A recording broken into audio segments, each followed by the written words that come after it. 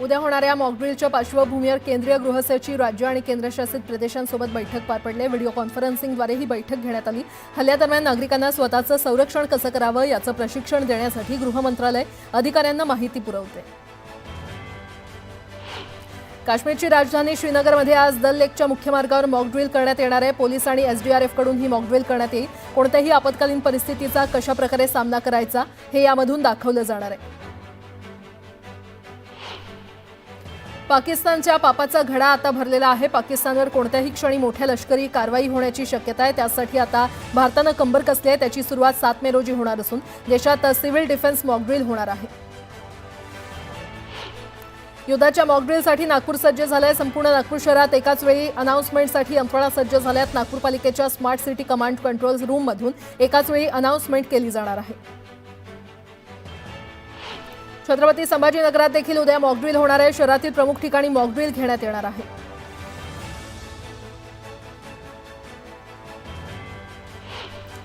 पहलगाममधील हल्ल्यानंतर निर्माण झालेल्या तणावाच्या पार्श्वभूमीवर कोणत्याही क्षणी युद्ध सुरू होऊ शकतं। त्याच पार्श्वभूमीवर उद्या मॉकड्रिल होणार आहे। यावेळी मुंबईमध्ये आज दादर इथे सायरन वाजवण्यात आलंय। संयुक्त राष्ट्र संघाच्या बैठकीत पाकिस्तानची फजिती झाली। संयुक्त राष्ट्र संघाच्या बैठकीतून पाकिस्तानला रिकाम्या हातानेच परतावं लागलं। पाकिस्ताननं या बैठकीत भारताच्या कारवाईबाबत कांगावा केला, पण यावर संयुक्त राष्ट्र संघाकडून कोणतंही वक्तव्य करण्यात आलं नाही आणि त्यामुळे पाकचे सर्व मनसुबे धुळीस मिळाले। भारताशी तणाव वाढल्यानंतर जागतिक पातळीवर पाकिस्तान वेगळा पडलाय। भारताच्या कारवाईच्या भीतीनं मग पाकिस्तान जागतिक पातळीवर समर्थन वाढवण्याचा प्रयत्न करतोय। याचाच एक भाग म्हणून पाकिस्ताननं आता यूके समोर मदतीसाठी साकडं घातलंय। भारतासोबत तणाव वाढल्यानंतर पाकिस्तानच्या अडचणी काही कमी होताना दिसत नाहीयेत। आता रेटिंग एजन्सी मूडीजच्या अहवालात पाकिस्तानला इशारा देण्यात आलाय। भारतासोबतच्या तणावाचा थेट फटका पाकिस्तानच्या विकासाला बसेल असा इशारा देण्यात आलाय। या तणावामुळे पाकिस्तानचा विकास आणि आर्थिक प्रगती डबघाईला येईल अशी भीती या अहवालातून वर्तवण्यात आली आहे।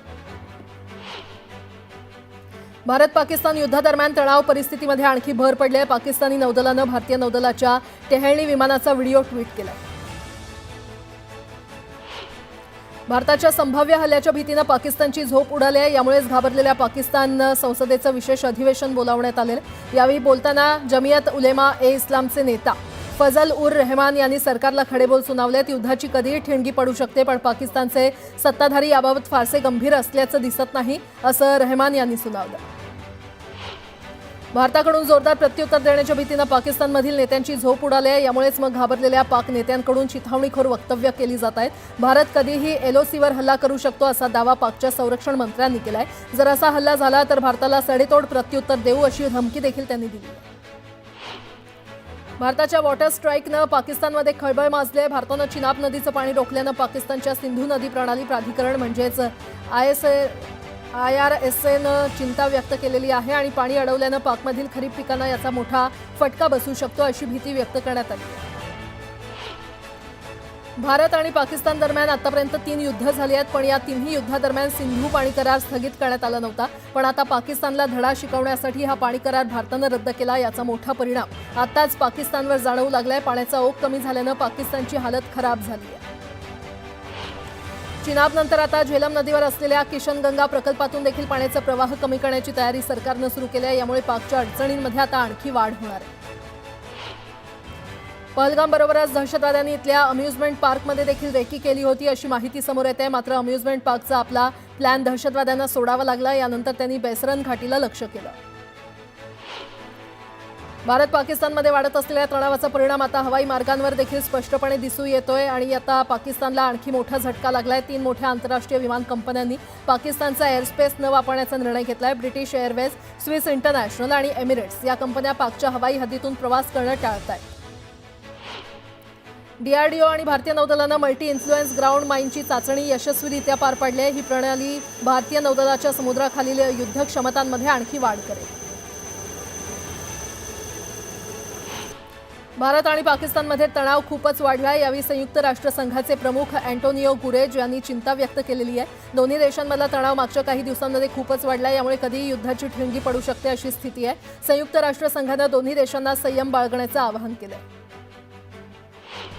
पहलगाम हल्ल्यानंतर भारत आणि पाकिस्तानमधील वाढता तणाव पाहता केंद्र सरकारनं मोठा निर्णय घेतलाय. सीमा सुरक्षा दलात 16 नवीन बटालियन समाविष्ट करण्यास तसंच 2 नवीन हेडक्वार्टर्स स्थापन करण्यास केंद्रानं मंजुरी दिली आहे. पहलगाम हल्ल्यानंतर देखील काश्मीरमध्ये पर्यटकांचा ओघ सुरूच आहे. टेररिझमला टुरिझमनं प्रत्युत्तर देण्याचं देशातलं नागरिकांनी ठरवलेलं आहे. काश्मीर हा भारताचा अविभाज्य घटक असून आम्ही अशा भ्याड हल्ल्यांना घाबरून इथे येणं बंद करणार नाही असा संदेश या पर्यटकांकडून दिला जातो. पहलगाममधील हल्ल्यानंतर जम्मू काश्मीरमध्ये सुरक्षा आणखी वाढवण्यात आली आहे. इथल्या प्रत्येक भागावर सुरक्षा यंत्रणांनी काटेकोर लक्ष ठेवलंय. काश्मीरकडे जाणाऱ्या आणि येणाऱ्या सर्व वाहनांची कसून तपासणी केली जाते. जम्मू काश्मीरमधल्या पर्यटन स्थळांची सुरक्षा मोठ्या प्रमाणात वाढवण्यात आली आहे. जम्मूचं प्रसिद्ध पर्यटन स्थळ असलेल्या पटनी टॉप परिसरात सीसीटीव्ही लावण्यात आलेले आहेत. तिथे येणाऱ्या प्रत्येक व्यक्तीवर पोलिसांचं कसून लक्ष आहे. बुलेट प्रूफ जॅकेट आणि हत्यारांनी सुसज्ज असं जम्मू काश्मीर पोलिसांचं जवान इथे तैनात करण्यात आले. ठाकरे गटाला गेल्या काही दिवसांपासून कोकणात गळती लागल्याचं पाहायला मिळत आहे. अशातच माजी केंद्रीय मंत्री अनंत गीते यांनी राजकारणात पुन्हा सक्रिय होण्याची इच्छा व्यक्त करत उद्धव ठाकरेंकडे कोकणाची जबाबदारी मागितली आहे. जळगावात सुरू असलेल्या रस्त्याच्या कामामुळे वाहनधारकांची मोठी अडचण होते. भर उन्हात रस्त्यांवर वाहनांच्या लांबच लांब रांगा लागल्यानं वाहन चालकांचे मोठे हाल होत आहेत. छत्रपती संभाजीनगरच्या मिटमिटा परिसरातील सफारी पार्कजवळ असलेल्या तलावात एका तरुणाचा बुडून मृत्यू झालाय. पोहण्यासाठी गेला असताना पाण्याचा अंदाज न आल्यानं त्याचा बुडून मृत्यू झालाय. मनमाडच्या अंकवाडी भागातील एका शेतकऱ्याच्या शेतातील अजब प्रकार समोर आलाय. शेतकऱ्याच्या विहिरीत डिझेलमुळे संपूर्ण पाणी दूषित झालंय. त्यामुळे ऐन पाणी टंचाईमध्ये पाणी दूषित झाल्यानं शेतकरी हवालदिल झालाय. भुसावळ तालुक्यातील तळवेल शिवारातील रस्ता महसूल विभागानं मोकळा केलाय. यावेळी महसूल विभागाच्या अधिकाऱ्यांनी पाहणी करून तहसीलदारांच्या आदेशानं हा रस्ता मोकळा केला. सोलापुरातील डॉक्टर शिरीष वळसंगकर यांच्या आत्महत्या प्रकरणाची सीआयडी चौकशी व्हावी अशी मागणी करण्यात येते. यासाठी प्रहार जनशक्ती पक्षासह ब्राह्मण समाजाच्या पदाधिकाऱ्यांनी मुख्यमंत्री फडणवीसांकडे मागणी केली आहे. पंढरपूरच्या पिलीव येथील 8 मोरीजवळ नीरा उजवा कॅनॉल फुटलाय आणि त्यामुळे लाखो लिटर पाण्याचा अपव्यय होतोय. दरम्यान याकडे प्रशासनाचं दुर्लक्ष होत असल्याचं चित्र आहे.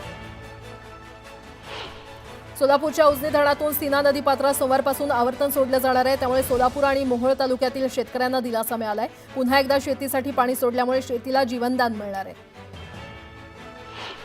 वसई विरार पालिका प्रभाग एच मध्ये आमदार स्नेहा दुबे यांच्या हस्ते वसईमध्ये इलेक्ट्रिक बस सेवेचं लोकार्पण करण्यात आलं. यावेळी अधिकारी आणि कार्यकर्त्यांच्या हस्ते श्रीफळ वाढवून लोकार्पण झालं. परिवहन मंत्री प्रताप सरनाईक यांनी उद्घाटन केलेल्या बस स्थानकाचंच काम अर्धवट असल्याचं समोर आलेलं आहे. काम अर्धवट असतानाच एसटी प्रशासनानं लोकार्पण केल्यानं नागरिकांनी संताप व्यक्त केला. राज्यातील सर्व शाळांमधील अंगणवाडी केंद्राचं जिओ मॅपिंगचा निर्णय सरकारनं घेतला होता. या मॅपिंगमध्ये धाराशिव जिल्हा शिक्षण विभाग राज्यातून द्वितीय स्थानी आहे. जिल्ह्यातील 8008 पैकी 1709 शाळेचं मॅपिंगचं काम पूर्ण झालंय.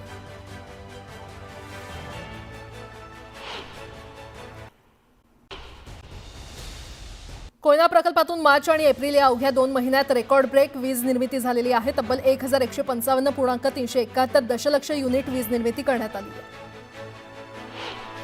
रत्नागिरी जिल्ह्यातील हर्णे बंदरातील मच्छीमार बोटी पावसाळ्यात आंजरला खाडीचा आसरा घेतात. मात्र खाडीच्या मुखाशी गाठ साठल्यानं बोटी भरकटून त्यांना जलसमाधी मिळण्याची शक्यता आहे. त्यामुळे गाळ काढण्याची मागणी मच्छीमारांनी केली आहे.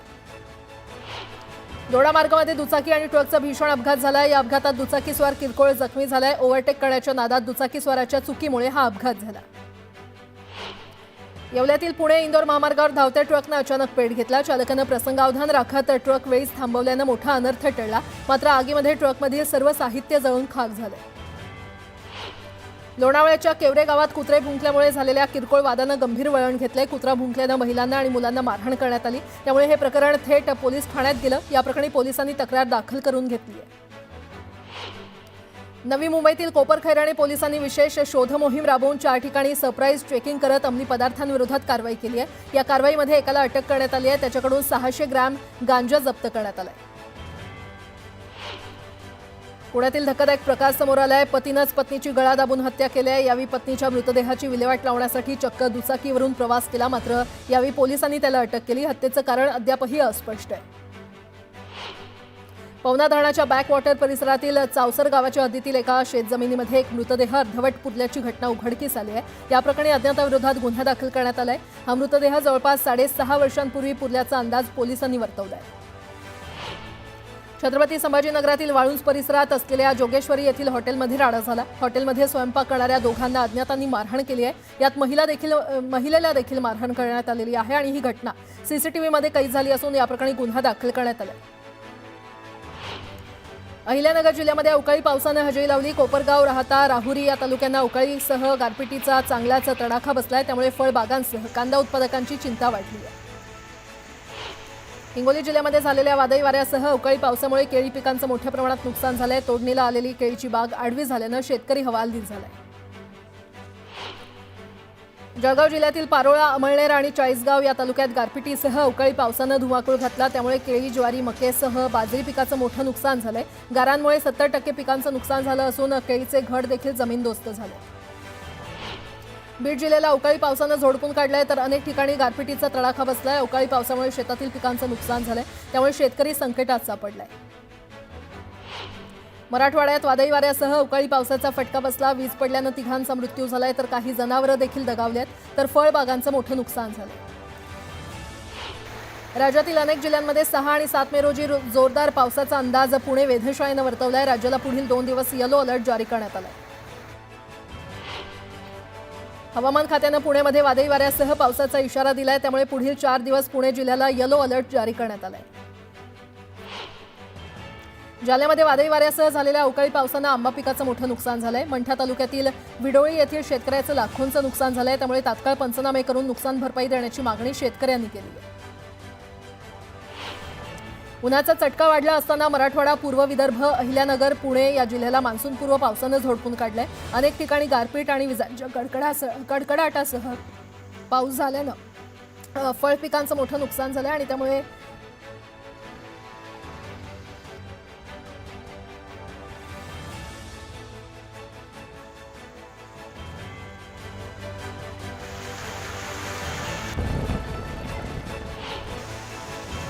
नागपुरात सलग तिसऱ्या दिवशी मुसळधार पावसानं हजेरी लावली तर काही भागात गारपिटीचा तडाखा बसलाय। 10 मेपर्यंत अवकाळी पावसाची स्थिती राहण्याची शक्यता हवामान खात्यानं वर्तवली आहे।